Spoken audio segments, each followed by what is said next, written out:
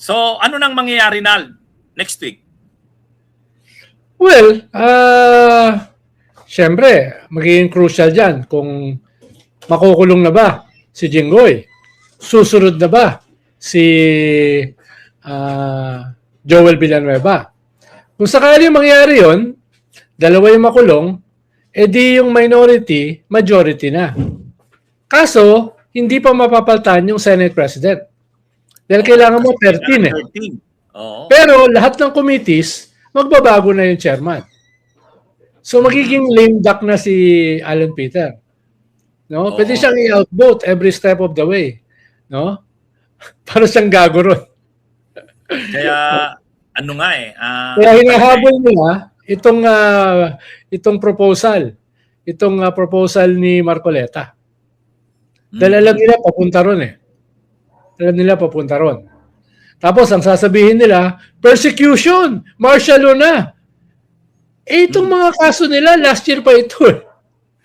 Di ba? Itong kaso ni Marcoleta, dati pa to eh.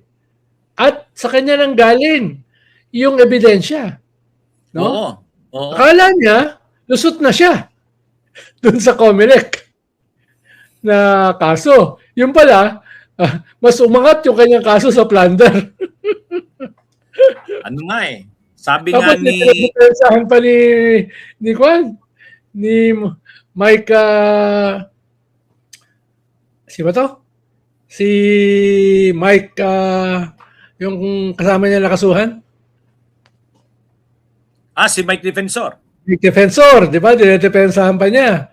Eh, wala naman pakinabang eh. Hindi naman ako nakinabang eh. Sabi niya, kahit ano kahit sa anong korte pa yan. Eh, di ba? Indirect bribery ang tawag doon. Attorney. Kaya pinapakatawanan niya. Wala namang pakinabang siya eh. So, walang basihan yung kaso. Eh, abogado yan, di ba, attorney? Abogado yan si Mike eh. Oo. Hindi si Mike, hindi. Ay, hindi ba abogado si Mike? Oh, yung anak niya. Yung anak niya. Oh. Iyan ba yung anak niya, yung makukulong din, yung kinasuhan din ng human trafficking? Ibang kaso pa yun eh. Human trafficking. Yung makukulong na anak niya, lalaki yun. Ang abogada, yung babae, yung naggi-guest din sa political dynasty, anti-political dynasty, mayroong medyo matino-tinong anak si Mike eh.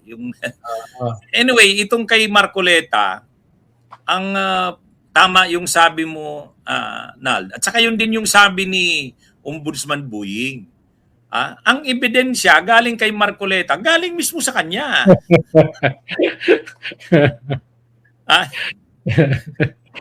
Yun ang tawag mo, karma.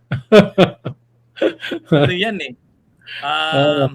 Akala niya nalulusutan niya yung bawat hindi eh. Bawat mas lumalalim yung niya. Mas para siyang sa kumunoy na lalong nababaon. Na siya may gawa. Na siyang may gawa. Bawat galaw niya, lalo siyang nalulublob sa kumunoy. Kasi ang depensa niya doon sa di ba, hindi niya dineclare yung donations. Ang depensa niya doon, kasi yung nagbigay sa kanya ng donations, binigay sa kanya yung mga gift na yon na 75 million. Inconfident. Sa kandidato. January 6, 8, and 9. So technically, kapag hindi ka pa kandidato, under sa rules ng election, hindi mo kailangang i-declare yung donation na yon kasi hindi ka pa naman candidate eh. Ang problema, hindi ka nga candidate, pero naman public siya? Official ka. Public official. Tapos malaki pala yung parang. Bawal tumanggap ng gift. Kahit pa, walang kapalit. Kasi kung may kapalit, direct bribery. Kung walang kapalit, indirect bribery. So, yun? At hindi lang yung batas ang malinaw dyan. Yung president, yung jurisprudence malinaw dyan. Kaya hindi ko maintindihan to si Mike Defensor. Kahit pinakamagaling pa na abogado sa Pilipinas, ang kunin nila, hindi mananalo yung kaso na yan. Sabi niya, yabang, di ba? Ito eh. Pero anong masasabi mo? Ang yabang din ni Marcoleta, kahit daw anong mangyari. Hindi daw siya titiklop. Anong masasabi mo diyan, Al? Hindi, matapang siya kumpara kay Jinggoy dahil back up siya ng iglesia. Siguro ang inaasahan niya ay magne-negotiate or magmo-mobilize yung iglesia para sa kanya. Siya lang yung first na iglesia ni Cristo na naging senador. No? Kaya doon ang gagaling yung kanyang tapang. Diba?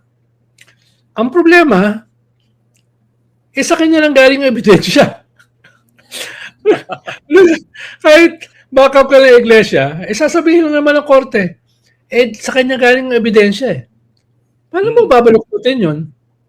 Hindi, tsaka, Diba? sa Nalda, ang update kay Marcoleta, inapprove na ng Sandigan Bayan yung precautionary whole departure order. Yes. Kanina yan, lumabas. Sa kanya, kay Mike Defensor, at yung dalawa pang kasama na nagbigay ng pera. Paano? Pati So, pala yung nagbigay.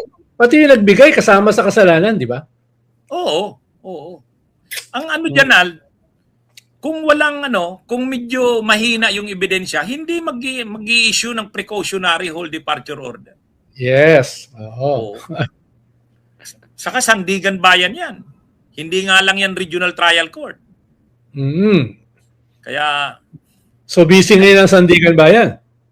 Kung ang COMELEC nagawan niya ng paraan, kung mahihirapan siya dito sa sa Sandigan Bayan. Pati nga si Falsis na gulat na nabuhay yung kaso niya na last year pa niya final labang kay Chis Escudero. Diba? Akala niya ay wala na yun. Dahil sabi ng isang department safe na si Chis. Hindi pa pala. Ang nangyari naman dun kay Chis, dito tayo kay Chis. Yung kasing una, walang complainant, Nal. Oo, motu proprio. Oo. Yan yung ni-resolve ng COMELEC. Yung motu proprio investigation. Ito kasi mayroon ng complainant si Attorney Jess Falses. So hindi na pwedeng baliwalain lang 'yon at saka mayroong mga syempre ipupurso talaga yan ni Attorney Jess Falses. Unlike dun sa motu proprio ng COMELEC, hindi masyadong pursigido 'yun. Ito may nagpupursigin na complainant. Kaya nga sabi rin ng COMELEC, hindi namin 'to pwedeng baliwalain kasi may complainant Yun, kaya nabuhay.